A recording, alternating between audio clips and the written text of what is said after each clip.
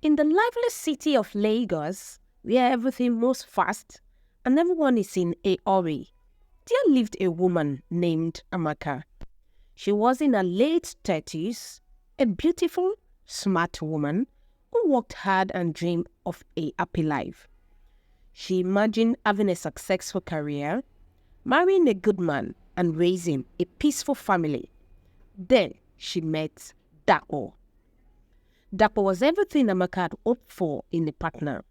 He was a young businessman who was starting his own company in the tech world. They met at a business event, and from the moment they started talking, it was clear that they liked each other. Dapo was kind, funny, and very confident. He had big dreams just like Amaka, and they soon became a couple. Their relationship started well. They spent a lot of times together. They went out on dates and made big plans for their future. Amaka was excited because she thought Dapo would be the man she would marry. They moved in together, and although they didn't have a wedding, Amaka didn't worry. She believed Dapo when he said, "Marriage will come. Let's build our future first." 2 years into their relationship, Amaka became pregnant with their first child. She gave birth to a beautiful boy named Toby. Dapo was happy to be a father, and they both loved Toby very much. Amaka thought that was it. After having a child together, Dapo would propose and they would get married. But instead of talking about marriage, Dapo kept saying, "Let's wait until my business is more stable." Amaka understood. After all, Dapo was working hard to make sure their family had everything they needed. So she waited patiently. As time passed, Amaka gave birth to their second son, Shegun, then their third son, Larry, and finally their youngest son, Dapo. 4 sons, all healthy and strong, filled their home with joy and laughter. But as the years went by, Amaka began to feel uneasy. She had given Dapo everything, her love, her support, and 4 sons. But they were still not married. Whenever she brought up the topic, Dapo would avoid it, saying, "We're already a family. A wedding wouldn't change anything." He said that they would get married eventually, but it just wasn't the right time yet. Amaka's family and friends started asking her questions. "When will you and Dapo get married?" Her parents were especially worried. They felt that Amaka should be married, especially since she had 4 children with Dapo. At first, Amaka defended Dapo, saying that they were just waiting for the right moment. But deep down, she started to doubt. On one of such occasions with her mom, when the kids were on holiday and she brought the boys to grandma, her mom started the conversation. "What is happening to you and that boy that has put you in his house called Dapo?" Amaka's mom started their conversation after they had talked about a few things about life. "We are still working on it, Mom," Amaka said. "Working on it for the past 10 years? Snapped her mom. "Don't let me lose it, young woman. I don't know what you're doing with that Ofe Manu, but whatever it is, get your head straight. You cannot be tarnishing your family's name like this and expect your father and I to be happy, Amaka. Look at Oge and Chioma, your younger sisters, happily married and living joyfully with their husbands. But you, it's just a shame you're bringing to this family. What a pity," her mother said. Amaka stood there gazing into nothing in particular, as today is not a day she wanted to argue with her mom, whom she had informed countless times not to compare her with her younger sisters, but she would not listen to her. And today it's not going to be the same like those other days, Amaka thought.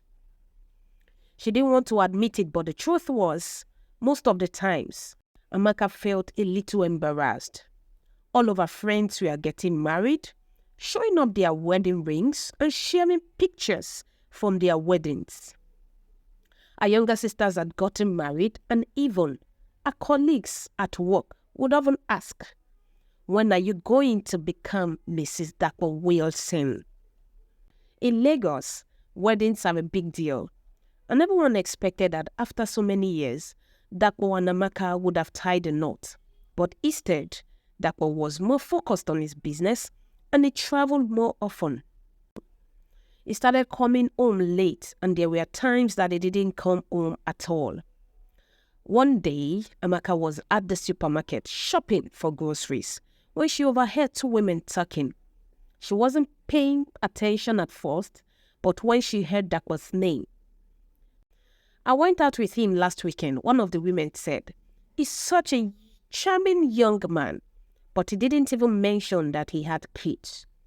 Amaka's heart started pounding. Was Dapo seeing other women? That night, Amaka confronted Dapo. She couldn't keep quiet any longer. At first, Dapo denied everything. He said the women were lying and they were just trying to create trouble. But Amaka pressed him, and finally, after hours of arguing, Dapo admitted that he had been seeing other women. He said it wasn't something serious, but for Amaka, it was the last straw. Amaka felt betrayed. She had given him everything. She had waited, believed in him, stood by his side, and raised their sons. And still, after all of that, he had lied to her. He wasn't committed to her the way she thought he was. She had spent years waiting for him to marry her, only to find out that he was living a double life. The next days were very hard for Amaka. She was heartbroken and confused. Dapo tried to explain that he didn't mean to hurt her and that he loved her. But Amaka knew that love wasn't enough. She needed more than just words. She needed action. Dapo had promised her marriage, but instead, he had given her empty promises and lies.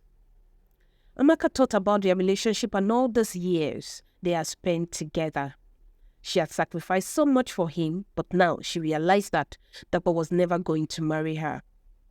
He had no reason to. He already had everything: a love, a children, and a home.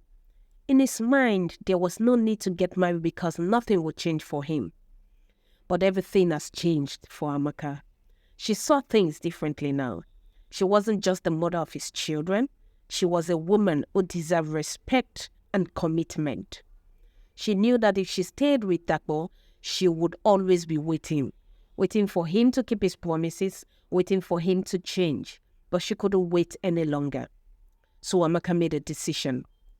One evening after dinner, she sat down with Dapo and told him she was leaving. At first, Dapo didn't take her seriously. He thought she was just angry and that it would blow over. But Amaka was calm. She had thought long and hard about her choice and wasn't going to change her mind. "Dapo," she said softly, "I've waited for you to marry me for 10 years, but I can't wait any longer. I deserve better than this." Dapo pleaded with her to stay. He promised that things would be different and that they would get married soon. But Amaka had heard those words before. She knew that if she stayed, she would always be second-guessing herself, wondering if she was enough.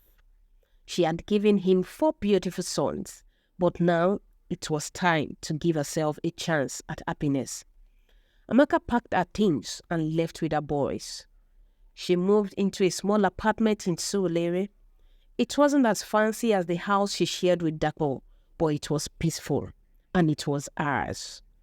She focused on her career and her children. It wasn't easy being a single mother and the gossip going around in society, but Amaka felt free for the first time in years. She found strength in her new life. Her boys were happy and they were growing up healthy and strong. Amaka returned to work, and with the support of her families and friends, she rebuilt her life. She didn't need Dapo to complete her. She realized that she was complete on her own. Months later, Dapo came to her, rings in his hands, finally ready to marry her.